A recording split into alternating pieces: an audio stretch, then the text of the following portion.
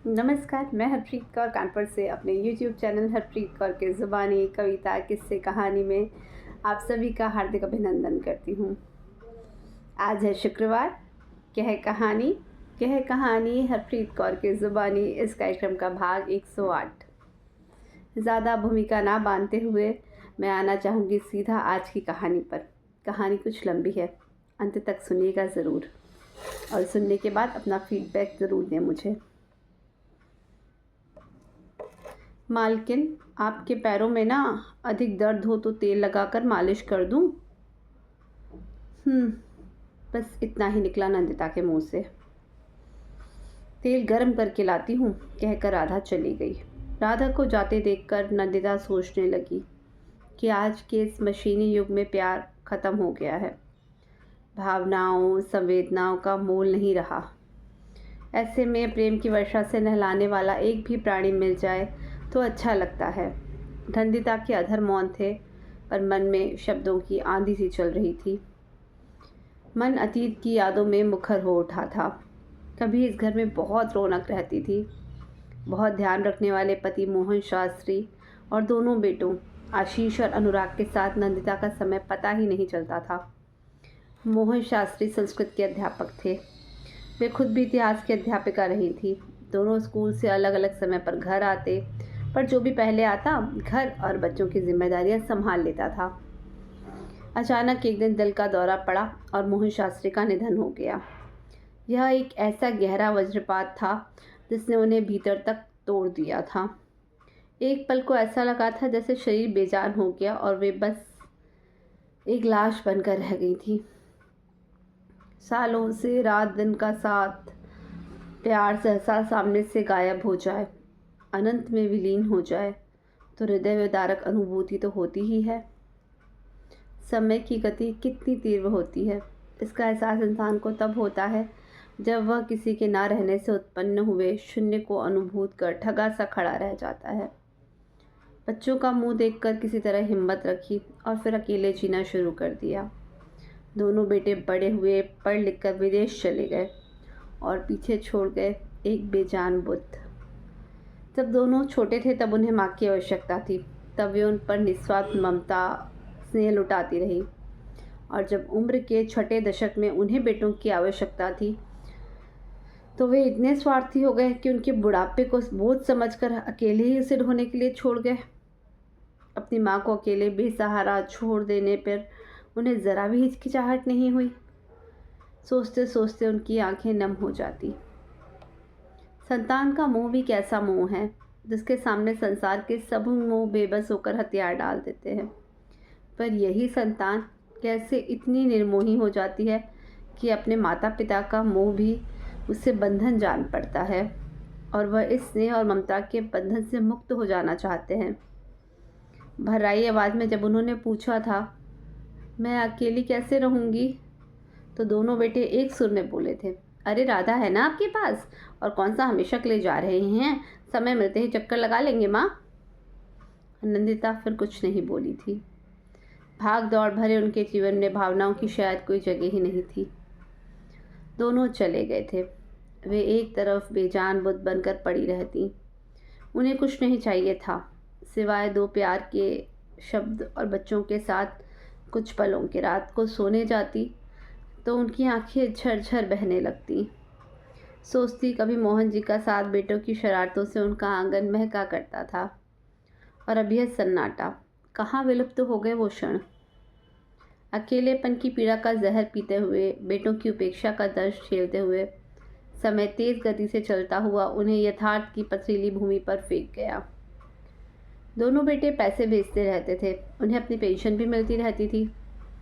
उनका गुजारा अच्छी तरह से हो जाता था। उम्र के उस पड़ाव पर उन्हें रुपए पैसे का कोई मोह नहीं था। वे तो बस अकेलेपन से व्यथित रहती। कभी कभी आस पड़ोस की महिलाओं से तो कभी अपनी साथी अध्यापिकाओं से मिल लेती थी, लेकिन उसके बाद फिर वही खालीपन।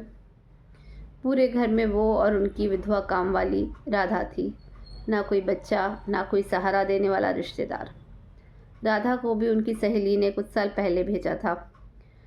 उन्हें भी घर के काम के लिए कोई चाहिए था। सो अब राधा घर की सदस्य की तरह नंदिता को प्रिय थी। जीवन किसी सरल रेखा सा नहीं चल सकता, वह अपनी इच्छा के अनुसार मोड़ ले लेता है। मालकिन, मैं तेल के साथ चाय भी ले आती हूँ, मैं तेल लगाती हूँ, आप चाय पीती रहना। राधा की आवाज़ से उनकी तंद्रा टूटी। इतने में ही पड़ोस की मधु आ गई। वह अक्सर चक्कर काट लेती थी। अपने बच्चों को स्कूल भेजने के बाद कभी कभी उनके पास खड़ी 2-4 बातें ही करती और फिर चली जाती। नंदिता जी को उससे बड़ा स्नेह हो चला था। उन्होंने यह भी महसूस किया कि मधु कुछ गंभीर है। बोली, आओ मधु, क्या हुआ, चेहरा क्यों उतरा हुआ है? अरे यह भी कोई पूछने वाली बात है? आंटी, असल में ना मेरी मम्मी की तबीयत ख़राब है और मुझे आज ही गांव जाना है। अनिल और बच्चे भी मेरे साथ जा रहे हैं, लेकिन मेरी ननद पिंकी की परीक्षाएं हैं, उसे अकेले घर में नहीं छोड़ सकती।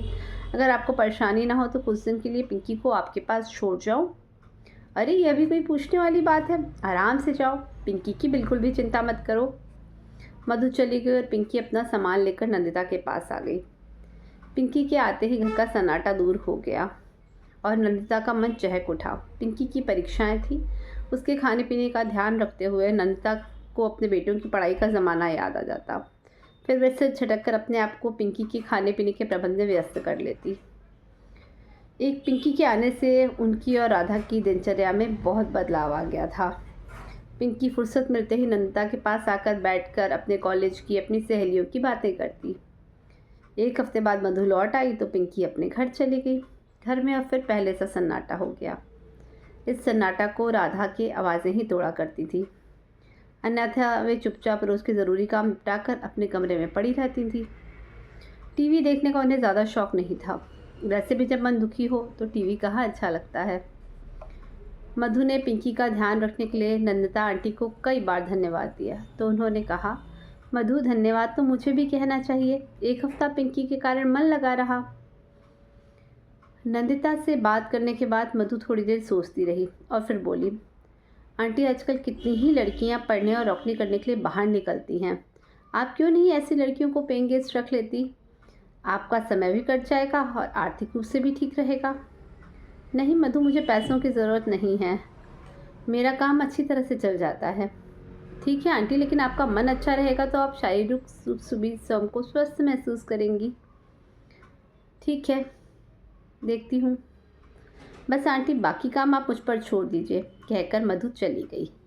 4 दिन बाद ही मधु एक बोर्ड बनवा कर लाई जिस पर लिखा था आशियाना, और अनिता को दिखाकर बोली, देखिए आंटी, आपका खालीपन मैं कैसे दूर कर सकती हूँ।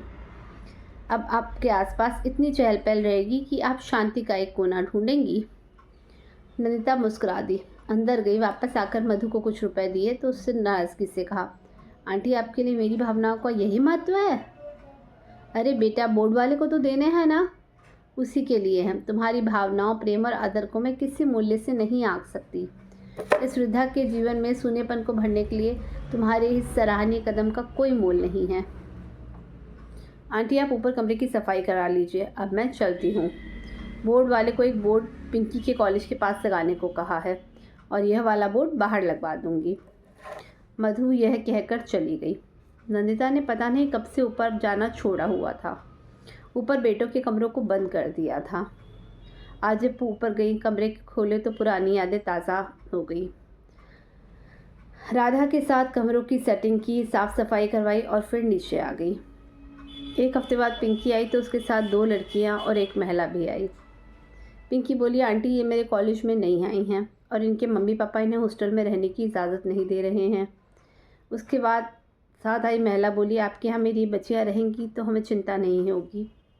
मधु ने बताया कि आपके यहाँ दोनों सुरक्षित रहेंगी और अब तो देखकर बिल्कुल चिंता नहीं रही, बस आप कहें तो ये कल से ही आ जाएं।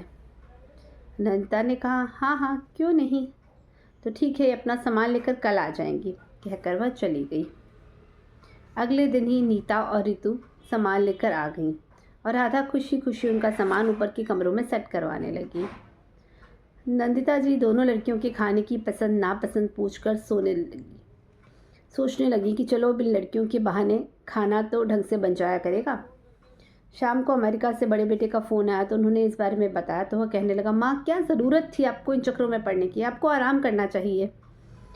यह आराम ही तो मुझे परेशान कर रहा था, इसमें बुरा क्या है। आशीष ने फ़ोन रख दिया था। छोटे बेटे अनुराग को भी उनकी ये योजना पसंद नहीं आई थी, लेकिन नंदिता ने दोनों बेटों की पसंद की बिल्कुल चिंता नहीं की। नंदिता और रितु शाम को आती तो नीचे ही नंदिता के साथ खाना खाती, कुछ बातें करती, फिर ऊपर चली जाती। दोनों से नंदिता खूब घुल मिल गई थी। उनके माता पिता के फ़ोन आते रहते और नंदिता भी इससे भी उनकी बात होती रहती। अब नंदिता को घर में अपने जीवन में अच्छा परिवर्तन महसूस होने लगा। वो अब खुश रहने लगी थी। 15 दिन बाद एक और लड़की अवनी भी अपना बैग उठाए चली आई और सब बातें समझाकर नंदिता के हाथ में एडवांस रख दिया। नंदिता ने हाथ में सबसे पहले राधा की मदद के लिए एक और महिला चंपा को रखा। तीनों लड़कियां सुबह नाश्ता करके जाती, फिर शाम को ही आती। सबके माता पिता को यह तसल्ली थी कि लड़कियों को साफ सुथरा घर का खाना मिल रहा है। नंदिता की कोई बेटी तो थी नहीं। अब हर रोज लड़कियों और उनके क्रियाकलापों को देखते रहने का लोभ वो स्वर्ण नहीं कर पाती। लड़कियों के शोर में उन्हें जीवन का संगीत सुनाई देता, नई उमंग, और इस संगीत ने उनके जीवन में नई उमंग, नया जोश भर दिया था। दुबली पतली बड़ी बड़ी आंखों वाली सुतवा नाक और गौरव वर्णा अवनी उनके मन में बस गई। नीता और ऋतु हंसती खिलखिलाती रहती, लेकिन अवनी बस हल्का सा मुस्कुरा कर रह जाती और हमेशा सोच में घिरी दिखती। अवनी की माँ की मृत्यु हो चुकी थी। उसके पिता फ़ोन पर नंदिता से संपर्क बनाए रखते। गांव में ही अवनी के छोटे भाई बहन के साथ रहते थे। बिना माँ की बच्ची से नंदिता को विशेष स्नेह था। इधर कुछ दिनों से नंदिता देख रही थी कि अवनी कॉलेज भी देर से जा रही थी और असमय लौटकर चुपचाप ऊपर अपने कमरे में पड़ी रहती थी। उन लड़कियों के व्यक्तिगत जीवन में नंदिता हस्तक्षेप नहीं करना चाहती थी, लेकिन जब रहा नहीं गया तो नीता और रितु के जाने के बाद ऊपर गई। देखा अवनी आंखों पर हाथ रखे चुपचाप लेटी है। आहट पाकर उठकर बैठ गई। नंदिता ने पूछा, क्या हुआ अवनी, तबीयत तो ठीक है? कुछ नहीं आंटी, कॉलेज जाने का मन नहीं था। चलो अगर तबीयत ठीक नहीं है तो डॉक्टर को दिखा देती हूँ बेटा। नहीं आंटी, आप परेशान ना हो, मैं ठीक हूँ। नंदिता ने उसके बेड पे साथ बैठते हुए उसके सिर पर हाथ रखकर बोली, मैं अकेली ज़िंदगी काट रही थी, तुम लोग आए तो मैं फिर से जी उठी। सिर्फ पैसे देकर पेइंग गेस्ट बनाने की बात नहीं है, तुम लोगों से मैं जुड़ सी गई हूँ। मेरी तो कोई बेटी है नहीं, तुम लोगों को देखा तो ऐसा लगा ज़िंदगी में बेटी की कमी पूरी हो गई है।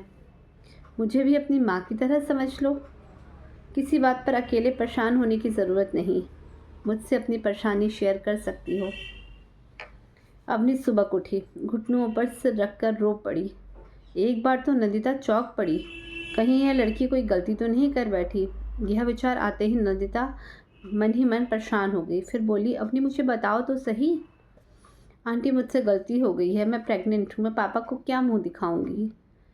कौन है, कहाँ रहता है? नंदिता जी ने पूछा।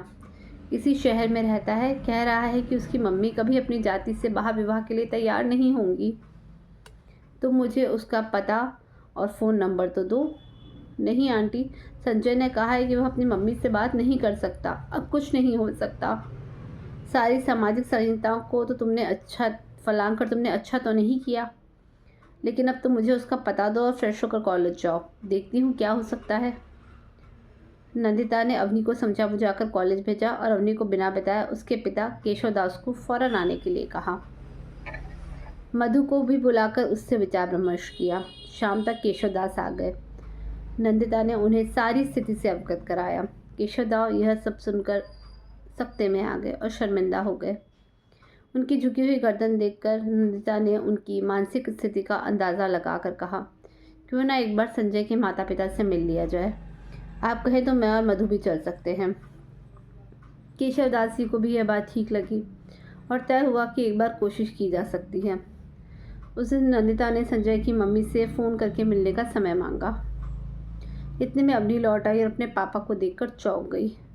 केशव दास का झुका हुआ चेहरा देखकर अवनी की आंखों से आंसू बह निकले। रात को नंदिता और मधु केशव दास के साथ संजय के घर गए। नंदिता को देखते ही संजय की मम्मी चौंक पड़ी।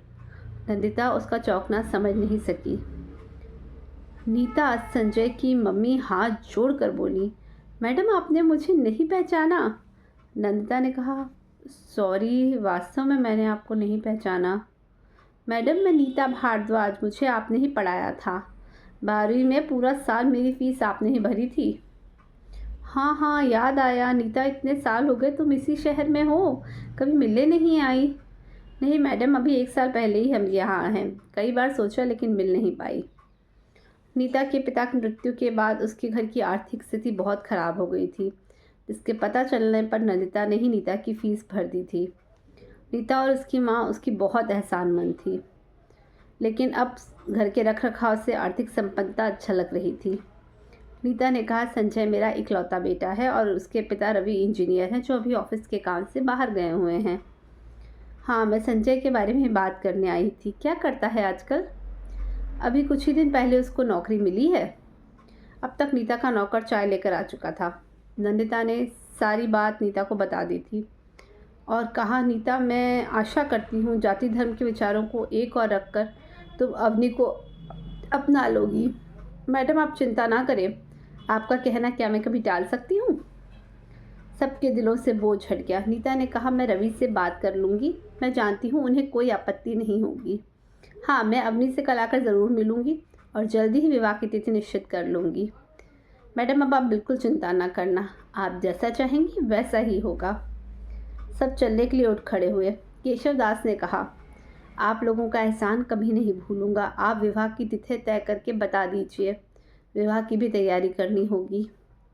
नंदिता जी मुस्कुराई और बोली, आप कोई नहीं, मुझे भी तो तैयारी करनी है। मैंने उससे बेटी जो कहा है। केशवदास लौट गए। नंदिता और मधु भी घर आ गए।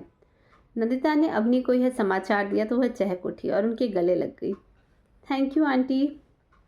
वे अब बहुत खुश थीं। उन्होंने जीवन की कठोर सच्चाई को अपनाकर पुरानी याद को मन के एक कोने में दबा कर रख लिया था और नई नई प्यारी खिलखिलाती यादों के साथ जीना शुरू कर दिया था।